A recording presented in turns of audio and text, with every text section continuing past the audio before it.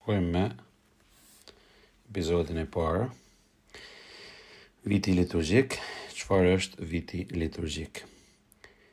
Viti liturgjik është viti i kishës dhe është kremtimi i jetës së Jezusit i shpërndarë në harkun e krejt një viti të plot. Strukturohet në periudha të ndryshme.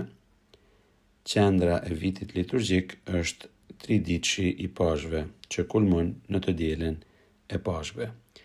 Ecja vitit liturgjik, duke pritur Jezusin i pranishëm në atin para kohrave, ardhja e tij, një pinjoll i ri, mundimi dhe vdekja dhe në fund pashka e tij e ringjalljes.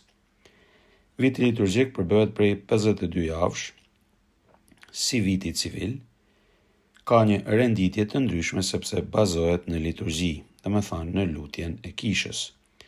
Përgjatë vitit prezantohet nëpërmjet kremtimeve liturgjike Jezu Krishti, mesazhi i tij dhe jeta e tij.